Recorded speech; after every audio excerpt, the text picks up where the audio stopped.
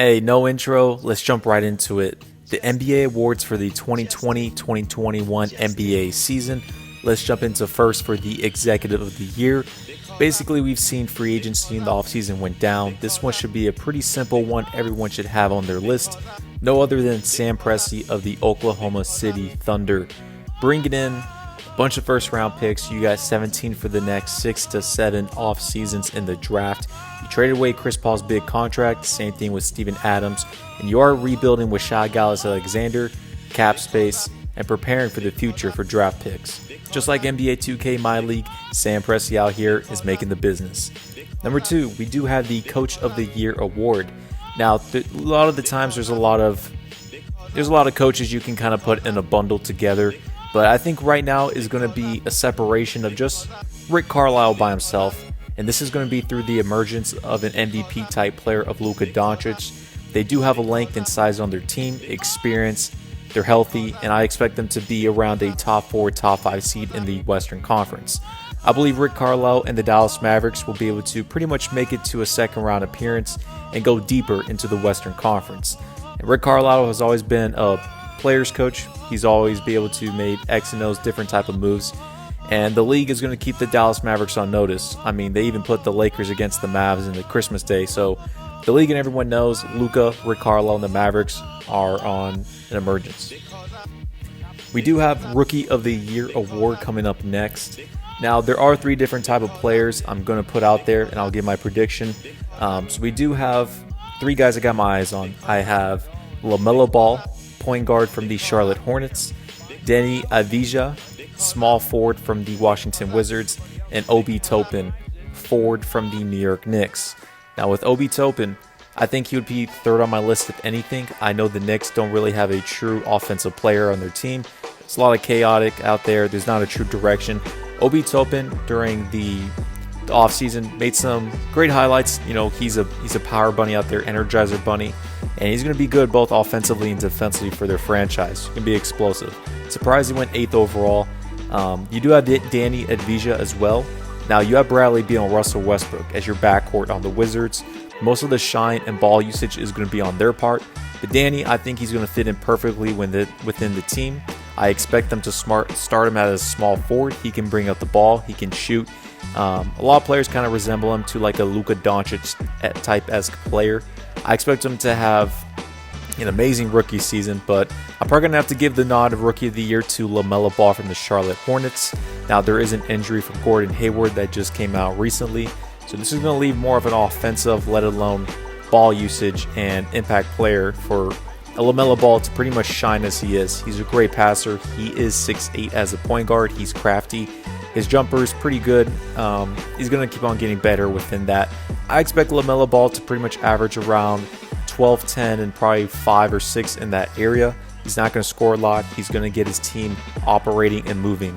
And with LaMelo Ball, he's an impact type player. So I'm going to put him at number 1 for LaMelo for Rookie of the Year. Next, we do have the 6th Man of the Year award. Now, I was kind of puzzled between 2 different players, but kind of it's a give or take. So I'm probably going to have to go with Montrezl Harrell to go back to back. He left the Clippers. He joined next door to the LA Lakers. And with Montrezl Harrell, pretty much of last season, he would give you a nice around 19 points a game. He would give you a block. He'd give you around 7 rebounds. I expect those same similar numbers pretty much on the Lakers, around 15 to 18 points and pretty much around 6 to 7 rebounds. When it comes to Montrezl Harrell, he is still going to be a dog. He's still going to be a 6th and 7th man with the LA Lakers alongside Dennis Schroeder. Now, Dennis Schroeder was also a runner-up to be one of the 6th Man of the Year awards, but I think basically Montrezl Harrell is going to have to get the nod over that, if anything. You do have Caris LeVert as well on the Brooklyn Nets. If they do decide to start him, this won't be the case, but there has been rumors of Caris LeVert coming off the bench. So he could be pretty much in a position to where if he's off the bench, I could see Caris LeVert have an enormous 6th Man of the Year award season with the Brooklyn Nets. Now, he can give you around 18 a night. He can give you around 40% from field goal range and 4 assists. I expect those same amount of numbers if he's coming off the bench with the Brooklyn Nets. So give or take, depends on either or. I'm going to have to roll with that. For the most improved player in the NBA, I was stuck between two different players of Shai Gilgeous-Alexander and Jamal Murray. Now with Jamal Murray, he went ham in the bubble pretty much ever since he grew that beard and he got that swag and the flow. He was balling out in the bubble, came back from 2-3-1 deficits against the Utah Jazz, let alone the overhyped LA Clippers. I expect Jamal Murray to be an emergence amount in the Western Conference, and hopefully he can get an all-star appearance because the West is loaded with guards. But Jamal Murray, I expect him to have an enormous season with the Denver Nuggets. And with Shai Gilgeous-Alexander, Sam Presti pretty much rebuilding the whole franchise and team, Shai Gilgeous-Alexander is going to be able to pretty much put up not all-star numbers, but he's going to get pretty much to be the number one option for their team and franchise. I'm probably going to have to roll with Shai Gilgeous-Alexander for this Most Improved Player award. For the Defensive Player of the Year award, it was either between Giannis and Anthony Davis last season. And with Anthony Davis, some people thought he was quote-unquote robbed. I think this is the opportunity to where there is voters fatigue for Giannis, and they're going to give it over to Anthony Davis for the LA Lakers. The LA Lakers are going to be pretty much the top team in the NBA. They're going to be able to go out there and pretty much be the top team in the league in Western Conference. I expect AD, since he won a championship and now he's healthy, let alone he is focused on repeating, that he's going to have an enormous season. I expect him to average around 27 points a game to 28 points a game, and then when it comes to blocks, he'll probably give you around 2 to 3 as usual. Last but not least, we do have the MVP. Now, there are 3 legitimate names you can throw out there, and Luka Doncic, LeBron James, and Kevin Durant.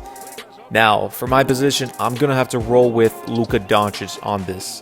With LeBron James, I know he's pretty much wants to give the keys and give the team over to Anthony Davis, and LeBron James is going to load manage ever since there's not enough space from the finals to the beginning of the season. With Kevin Durant, he is coming off a big injury, as of course. He does have a good position because he can be a top 3 team in the Eastern Conference, and he can still give you around 27 a game easy. But with Luka Doncic, I know the whole media is going to be throwing themselves at the new quote-unquote golden boy. The Mavericks are going to finish around a top 4, top 5 seed in the Western Conference. Luka out there can pretty much give you a triple-double to be average, or pretty much close to it for 30 points. And I think within that, the whole narrative will be pushing on to Luka Doncic on his durability, let alone the Mavericks coming up out of nowhere and pretty much taking on the league as a top 5 team in the NBA. Overall, those are my picks. Let me know what you guys have down below, and we're going to roll through this season coming up.